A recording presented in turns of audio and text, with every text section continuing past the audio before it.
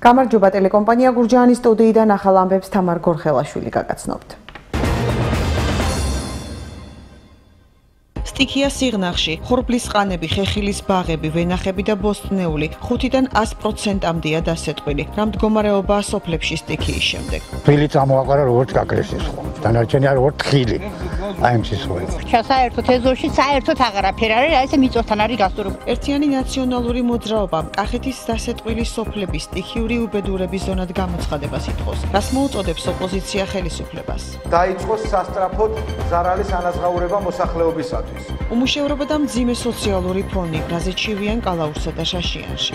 შიერია ხალხი, ვერ უყურებ როგორ გაჭირებული ხალხია, გაჭირებული. აი ეგრე აი ვიყურები იმაში თქონე პორტმანში რომ მე ყოფა ეს რომ ვიყიდე 9 კილო ესა 9 კილო ჭამაში წარა ყოფნით. გურჯაანის საზოგადოებრივი ჯანდაცვა სილამაზი სალონების შემოწმებას იწყებს. რაწესების დაცვა მოუწევთ მათ და რა საჯარიმო სანქციები დაეკისრება შეუსრულებლობის შემთხვევაში. უახლოეს მომავალში დაიწყება კაცრი კონტროლი უკვე, რომლითაც გარკვეული საჯარიმო სანქციები ამოქმედება. ნატოობა გურჯაანში რას თავაზობს მუზეუმი 14 ივნისს დამთვალიერებელს. სახლ-მუზეუმში შესვლა იქნება უფასო ნებისმიერ მსურველისთვის და ამ დღესვე მოეწყობა ფილმის ჩვენება აკაკის საკვანი. ეთერშია ტელეკომპანია გურჯაანის მთავარი საინფორმაციო გამოშვება. შეგახსენებთ, რომ ტელეკომპანია გურჯაანის საინფორმაციო გამოშვების განმეორებით ნახვა ხვალდილი 10 საათზე შეგეძლებათ. ასევე გადაცემები და სიუჟეტები შეგიძლიათ ნახოთ ჩვენ საიტზე gurjaani.tv.com. ასევე Facebook-ის გვერდზე მოგძებნეთ ტელეკომპანია გურჯაანი, გვიყურეთ სილქნეტზე, მაგთისაცსა და მაი ვიდეოზე. სტიქია სიღნაღში 12 ივნისს მოსულმა სიტყვამ ამჯერად 4 სოფელი დააზარალა. ხორბლის ყანები, ხეხილის ბაღები, ვენახები და ბოსტნეული 5-დან 100%-ამდეა დასეტყვილი. მოსახლეობის ნაწილი მოსავლის გარეშე დარჩა. დაეხმარება თუ არა ხელისუფლება დაზარალებულებს და რა მდგომარეობაა სიღნაღის სოფლებში სტიქიის შემდეგ ადგილზე არსებულ ვითარებას ნინო სამნიაშვილი გაგვაცნობს. გურჯაანის შემდეგ სიტყვამ სიღნაღის მუნიციპალიტეტი დააზარალა. სტიქია წუხელ დაიწყო დაახლოებით 10-15 წუთის განმავლობაში გაგრძელდა და სიტყვას თან ახლდა ძლიერი ქარიც. დაზარალდა სოფელი საქობო, ვაქირი, მაშნარი და ანაგა. განსაკუთრებით დაზიანდა ხორბლის ყანები, მზესუმზირის ნათესები, ბოსტნეული, ხეხილის ბაღები და ვენახი. წინასწარი ინფორმაციით ზარალი 5-დან 100%-ამდეა. ადგილობრივი ხელისუფლება ამ დრომდე ითვლის სტიქიისგან მიყენებულ ზარალს. ასევე სიღნაღში ამბობენ, რომ სიტყვა იმდენად ძლიერი იყო, შინაური ფრინვალიც კი დაეხოცათ. საერთოდ ეზოში საერთოდ აღარაფერი არის, აი ეს მიწოსთან არის გასწორებული. ეხლაც ვაცვიდი გამხმარ ფოთლებს და აი ბორდოს ხდა საერთა სამნის ჩემი მეუღლე რომ ცოტა რაღაცა შეუნარჩუნოთ. მოსავალი ნოლამდე არ დავიდეს რა. წიწილების დამეხოთა, არც ერთი წიწილ აღარ დამჩა სახლში ისე გავნადგურით. აი ვარი იყო ასეთი საშინელება 80%, 70% გაფუჭებული არის. აი როგორც ომი, აი ესე იყო. ეს როდენ ახლა რო თქვა რომ არ, მაგრამ აი ეს ბოლო დროს რო ხრებოდა, ეს რჩებოდა, ეს ეთქვა რა. იმ დროს უკვე სხილი წამოაყარა როგორც გაკრეს ის ხო. დანარჩენი არ როგორც ხილი. აი ამ სისხლი იყო რა. ყველაფერი თითქა იყო პროსტი იმინდიან გაანადგურა. ადგილობრივების ინფორმაციით სიტყვის საწინააღმდეგო რაკეტები სტიქიის დაწყებისთანავე გაისროლეს, თუმცა მთლიანობაში ზარალის თავიდან აცილება მაინც ვერ მოხერხდა.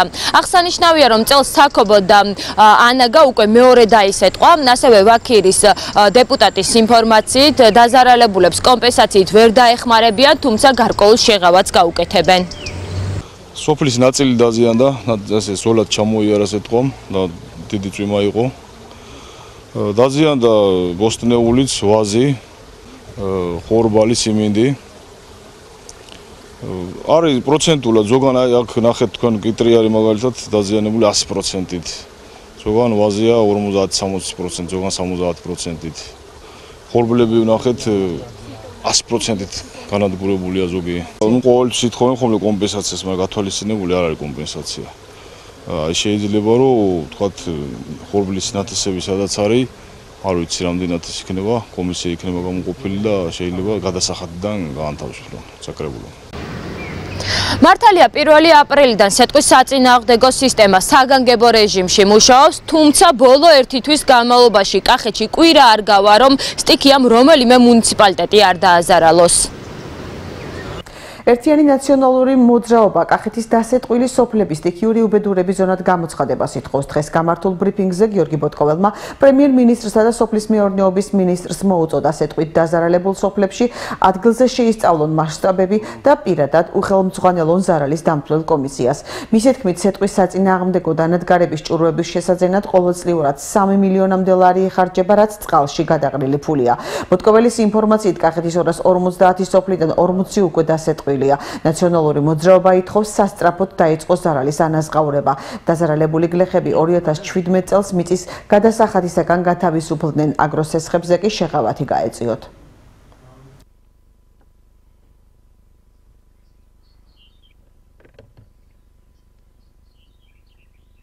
სასწრაფოდ ჩავიდეს პრემიერ-მინისტრი და სოფლის მეურნეობის მინისტრი კახეთის რეგიონში, ადგილზე შეისწავლონ ზარალის მასშტაბები და თვითონვე პირადად უხელმძღვანელონ ზარალის დამცველ კომისიას. მეორე, აღნიშნული სოფლები გამოცხადდეს სტიქიურ უბედურების ზონად და დაიწყოს სასწრაფოდ ზარალის ანაზღაურება მოსახლეობისათვის. და მესამე, დაზარალებული გლეხები 2017 წელს განთავისუფლდნენ მიწის გადასახადიდან. ასევე ხელისუფლება მიზრუნოს აღნიშნულ გლეხებს გაეწიოთ შეღავათები იმ სესხებზე, რომელიც აღებული აქვს სასოფლო სამეურნეო სავარგულების მოსავლელად. 2017 წელს აგროდაზღვევის პროგრამის ფარგლებში 11683 სადაზღვევო პოლისია გაცემული. ინფორმაცია სოფლის მეურნეობის პროექტების მართვის სააგენტო ავრცელებს. მაისსა და ივნისში მომხდარი სტიქიური მოვლენების შედეგად 1507 სადაზღვევო შემთხვევაა დაფიქსირებული. აგროდაზღვევის სახელმწიფო პროგრამა 2014 წლის 1 სექტემბრიდან ამოქმედდა. 2017 წლის პროგრამის ფარგლებში ბენეფიციარს შეუძლია დააზღვიოს 5 ჰექტრამდე მიწის ნაკვეთი, მარცვლეული კულტურის შემთხვევაში კი 30 ჰექტრის დაზღვევა შეუძლია. აგროდაზღვევის პროექტში სახელმწიფოს მხრიდან თანამონაწილეობა ყველა კულტურაზე 70%, ხოლო ვაზზე 50% იქნება. სადაზღვევო კომპანიები სეტყვის წყალდიდობის, ქარიშხალისაგან, ციტრუსოვანი კულტურებისთვის კი საშემოდგომო მყინვისაგან მიყენებულ ზარალსაც აანაზღაურებენ. უმუშევრობა, მძიმე სოციალური ფონი, მედიკამენტებისა და პროდუქტების სიძვირე. ეს იმ ძირითადი პრობლემების ჩამონათვალია, რაზეც კალაურსა და შაშიანში ჩივიან. გამოკითხული რესპონდენტების უმრავლესობა ამბობს, რომ პენსიასა და სოციალურ შემწეობაზე არიან დამოკიდებულნი. მცირე შემოსავლით თავის რჩენა უჭერთ, ამიტომ იზოლებულნი არიან, ბანკებიდან ვალი აიღონ. გიორგი ბაღანაშვილი დაინტერესდა მოსახლეობის ყოფითი პრობლემებით. ეს გურჯაანის მუნიციპალიტეტის სოფელი კალაურია.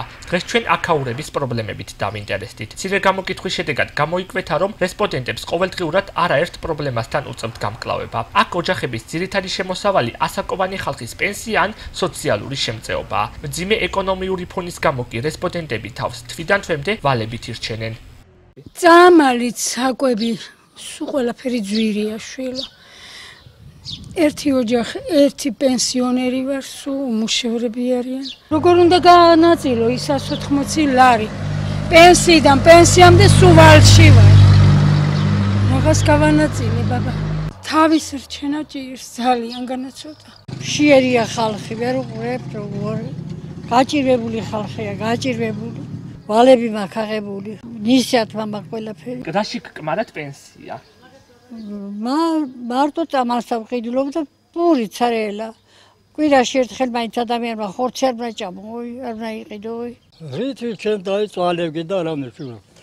პენსია მაქვს 120 არ ამყობთ, ახლა წაგნებით ნივდივარ. დახმარება არაფერი არ მაქვს, დახმარება. აი ეგრე უბედურ დღეში ვართ რა, უბედურ დღეში ვარ და ნეკი არა, სულ ყველა გაჭირებულები ვართ. პენსია რაშია საკმარისი? საკმარისია რომ აი წამლებში არ აყოფნის. და მარტო პორტო ვიყიდი ეგ არის, მეტი არ აქვს. 100 ლარი დახმარება მაქვს 100 ლარი და წამლები არ მომდის, ყველა წამალი ვიყიდი და საქმეა ეს. აბა რითი ირჩეთ თავს? ნახევარზე მშიერი. წამალი რა ვიყიდი, ლუკმალი რა ვიყიდი, ცარგა პურის კი არ მომდის. იმდენი საკმარისი პური ვიყიდი. უმუშევრობაც არის ეს ძალიან გაძვირდა ყველაფერიც, თუნდ პროდუქტი, თუნდ რა ვიცი, ყველაფერი გაძვირებულია. გიჭირთ შეძენა უკვე? კი, რა თქმა უნდა, გვიჭირს. ახლა წუხილით ყველაფერი გვაწუხებს, მაგრამ მეტნაკლებად. ხელფასზე ვართ და ამით გაგვაქვს თავი. სულ ყველაფერს აძვირებენ. სულ ყველაფერს. ხელფასზე არავინ არ ფიქრობს. ეხლა გითხრეს, ახლა ელექტროენერგია ისევ კიდევ ზვირდება საწვავი და მაგას რა სულ ყველაფერი პრობლემა ხო? მოხნა გინდა ის გინდა რით გინდა. სალიერ გაძვირი არის, ის ძვირი არის ყველაფერი. ეს კი სოფელი შაშიანია. აქაურებიც კალაურის მსგავსად უკიდურეს გაჭირვებაზე საუბრობენ. უმრავლესობა დასაქმებული არ არის, რაც მდგომარეობას კიდევ უფრო ართულებს. რესპონდენტების უმრავლესობა ამბობს, რომ ფინანსების დაზოგვა საკვებშიც დაიწყეს.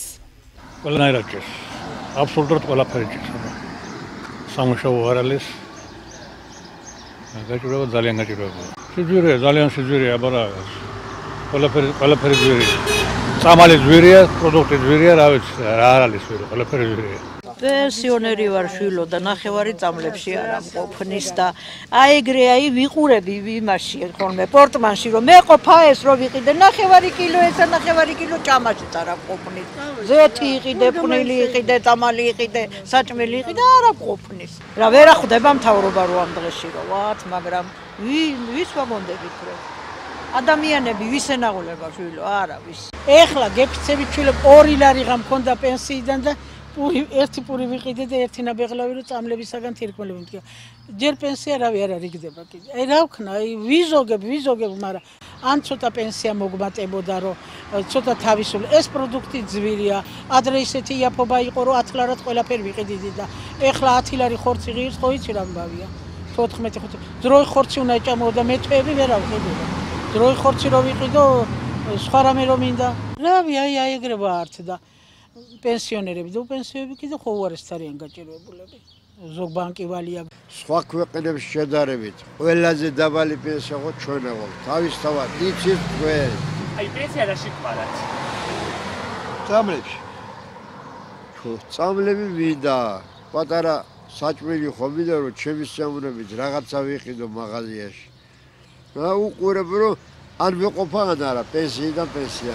ყოველ დღევად კი ემატება წამალ ფული. ვერავი არ შეიძლება დააკრო. სად არის სამუშაო? არ ამუშავებთ არაფერი. იმამულში ვყურებთ რა გამო.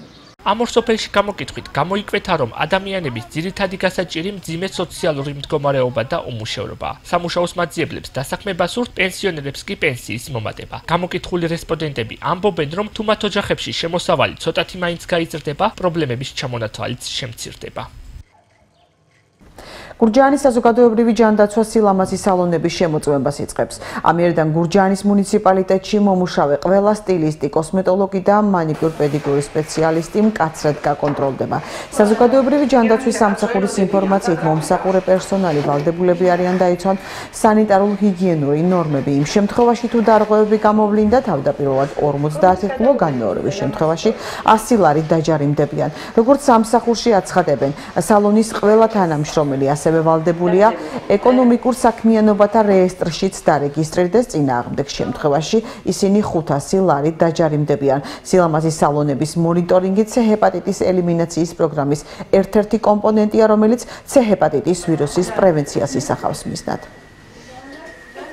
უკვე რამოდენიმეჯერ ჩვენი ადგილობრივი მუნიციპალიტეტის მხრიდან იქნა გაფრთხილებული აღნიშნული პროვაიდერები აღნიშნულ საკითხთან დაკავშირებით, რომ იქნება შემოწმება გარკვეული სანიტარულ-ჰიგიენური პირობების დაკმაყოფილების მიზნით, რომელთაც გარკვეული პრევენციული ღონისძიებები გატარდება C ჰეპატიტის ელიმინაციაში. მონიტორირება იყო მსუბუქი, აქამდე ვაფრთხილებით მას, ვავსებდით კითხვარს, მონაცემებს ვიღებდით და მათ იციან უკვე, რომ უკვე დაიწყება სადღაც უახლოეს მომავალში დაიწყება მკაცრი კონტროლი უკვე, რომლითაც გარკვეული საჯარიმო სანქციები ამოქმედება და ეს არის მთავრობის მიერ დაკანონებული საჯარიმო სანქციები. ნატოობა გურჯაანში 14 ივნისი ცნობილი ქართველი კინოვარსკვლავის ნატო ვაჩნაძის დაბადების და გარდაცვალების დღეა. ამ დღესთან დაკავშირებით ხვალ ნატო ვაჩნაძის სახლ-მუზეუმში შესვლა ყველა მსურველს უფასოდ შეეძლება. მუზეუმების გაერთიანების ხელმძღვანელის მაია ბეროშვილის ინფორმაციით მასშტაბური ღონისძიების ჩატარებას არ გეგმავენ, თუმცა ნებისმიერი ვიზიტორისთვის მუზეუმის დათვალიერება და ფილმის აკაკის აკვანის ჩვენებაზე დასწრება უფასო იქნება. მუზეუმი დილის 10 საათიდან საღამოს 6 საათამდე იმუშავებს. 14 ივნისი ნატოობის დღესასწაულია გურჯაანის მუნიციპალიტეტში. ეს არის ნატო აჩინეთის დაბადების და გარდაცვალების დღე. ჩვენ მაგაერთიანებამ დაგეგმა რომ 14 ივნისს ნატო აჩინეთის სახლ-მუზეუმში შესვლა იქნება უფასო ნებისმიერ მსურველისთვის და ამ დღეს მოეწყობა ფილმის ჩვენება აკაკის აკვანით და ნებისმიერ მსურველს შეუძლია რომ მობრძანდეს და აესწროს ჩვენ სიამოვნებით დავხვდებით ყველას. გურჯაანსა და ბაკურციხეში მინი სტადიონების რეაბილიტაცია დაიწყო. გურჯაანში კურორტ ახტალის ტერიტორიაზე მდებარე სპორტული მოედანი, რომელიც წლების მანძილზე ამორტიზებული იყო, მთლიანად განახლდება. შეიცვლება ხელოვნური საფარი, ღობე და ბადეები, ასევე დამონტაჟდება ახალი სკამები. ანალოგიური სამუშაოები ჩატარდება ბაკურციხეშიც. ორივე მოედნისთვის მუნიციპალიტეტის ადგილობრივი ბიუჯეტიდან 39,300 ლარია გამოყოფილი. სამუშაოები 24 ივნისს დასრულდება. გამოშვებას რეგიონს გარეთ განვითარებული მოვლენებით განვაგრძობთ. საქართველოს პრემიერ-მინისტრი გიორგი კვირიკაშვილი იაპონიის საერთაშორისო თანამშრომლობის სააგენტოს პრეზიდენტს დოქტორ შინიჩი კიტაოკას შეხვდა. საუბრის ძირითადი თემები იყო სხვადასხვა სფეროში ორმხრივი თანამშრომლობა, საქართველოში მიმდინარე რეფორმები და პროექტები, რომლებიც იაპონიის მხარდაჭერით ხორციელდება. შეხვედრისას ასევე ყურადღება დაეთმო სავაჭრო ეკონომიკური კავშირების შემდგომი გაღრმავების პერსპექტივას. საქართველოს პრეზიდენტი ოფიციალური ვიზიტით ყაზახეთში იმყოფება. გიორგი მარგველაშვილმა და ნურსულთან ნაზარბაევმა შეხვედრები პირისპირ და გაფართოებულ ფორმატებში გამართეს. მხარეებმა ქვეყნებს შორის ორმხრივი და მრავალმხრივი ურთიერთობების განვითარების საკითხებზე ისაუბრეს. პრეზიდენტებმა პირისპირ შეხვედრის შემდეგ გაფართოებული შეხვედრა ოფიციალური ლანჩის ფორმატში გამართეს და ორ ქვეყანას შორის სავაჭრო-ეკონომიკური თანამშრომლობის განვითარებისა და გაღრმავების საკითხები განიხილეს. გიორგი მარგველაშვილმა ყაზახეთის პრეზიდენტი საქართველოში მოიწვია. პრეზიდენტების პირისპირ შეხვედრის შემდგომ შედგა გაფართოებული შეხვედრა დელეგაციებს შორის. გაფართოებული შეხვედრაზე განსაკუთრებული ყურადღება გამახვილდა თანამშრომლობაზე ენერგეტიკის სფეროში, ზიანობაში ეკონომიკის სფეროში, ვაჭრობის სფეროში, ტურიზმის სფეროში.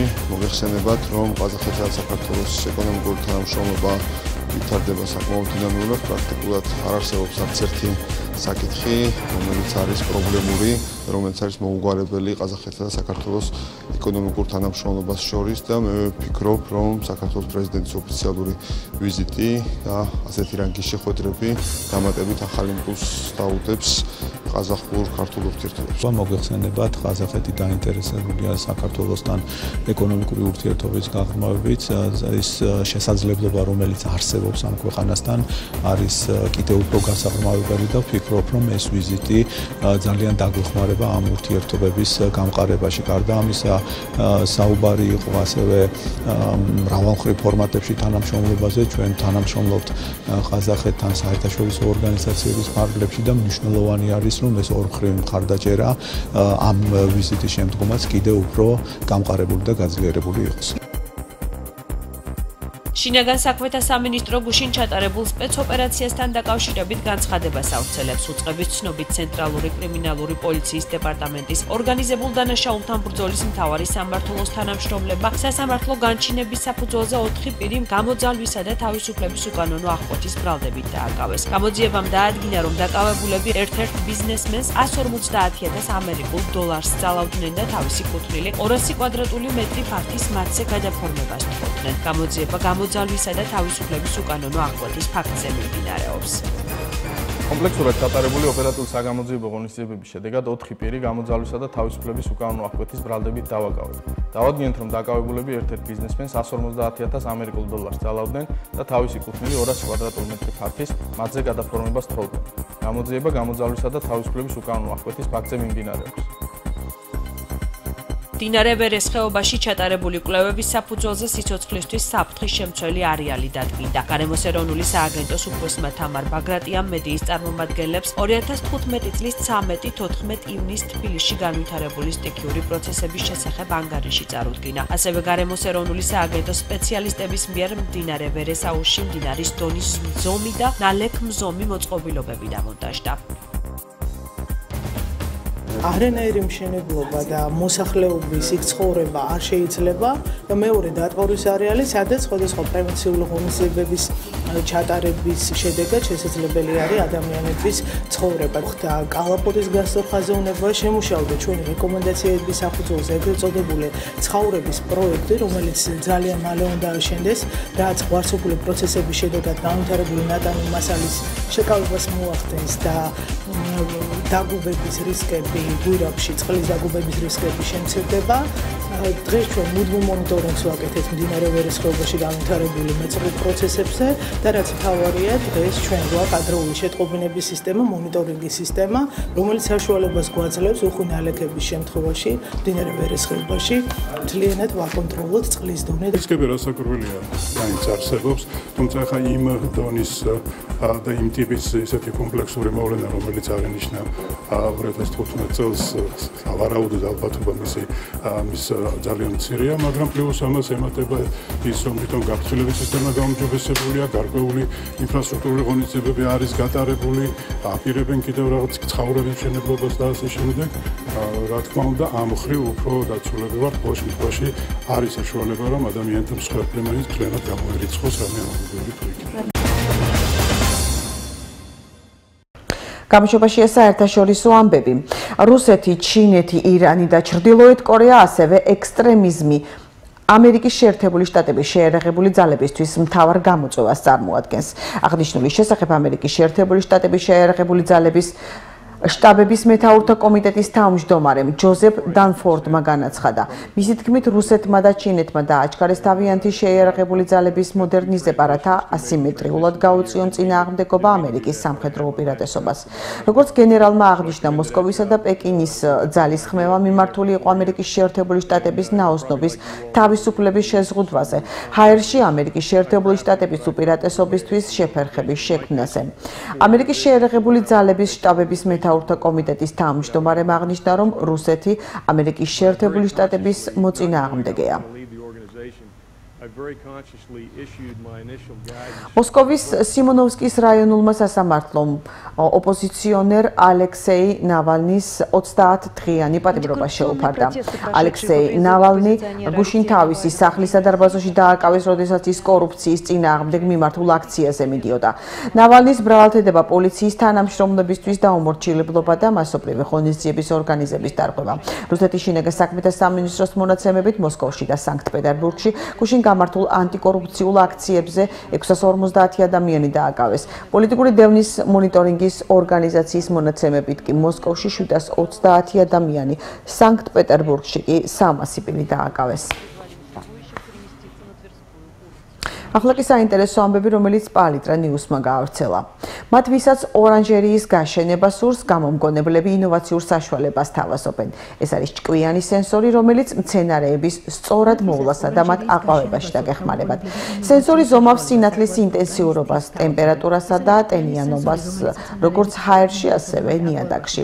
მოწყობილობა უკავშირდება თქვენი ტელეფონის აპლიკაციას და შეტყობინებას გიგზავნით იმის შესახებ, თუ როდის რა პროცედურას საჭიროებს თქვენი მცენარე. როგორც მისი შემქმნელების გუნდი ამბობს, ბოტანი City გამოყენება ძალიან მარტივია, საკმარისია სენსორი სასურველი მცენარის ქოთანში მოათავსოთ და სულ მალე თქვენი მცენარის შესახებ დეტალურ ინსტრუქციასა და საჭირო ინფორმაციას მიიღებთ.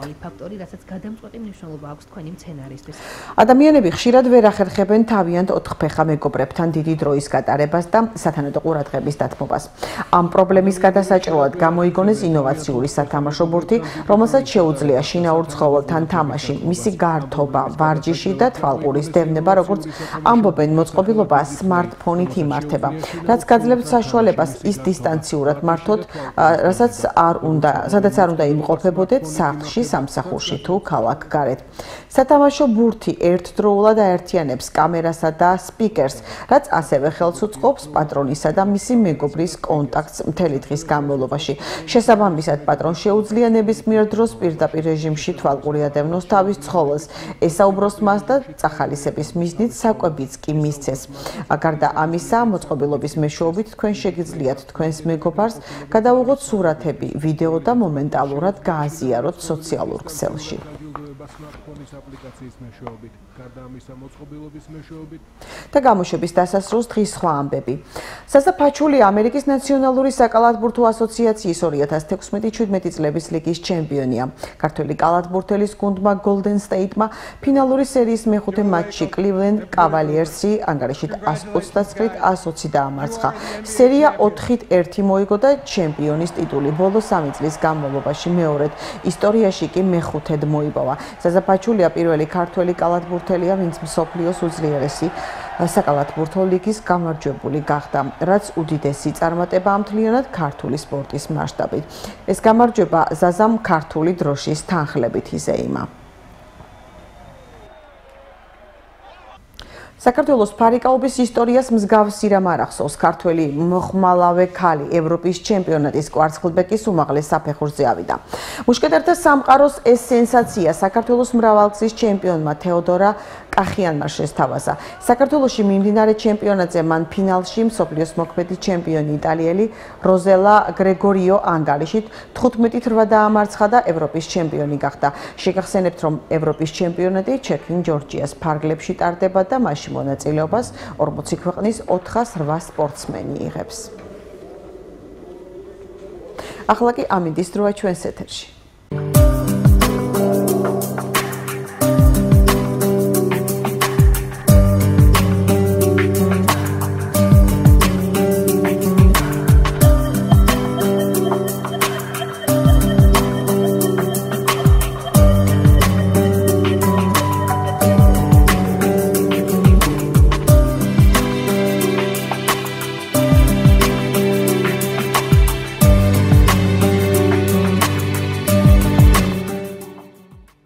ტელეკომპანია გურჯაანის ახალი ამბების განმეორებით ნახვა ხვალდილის 10 საათზე შეგეძლებათ.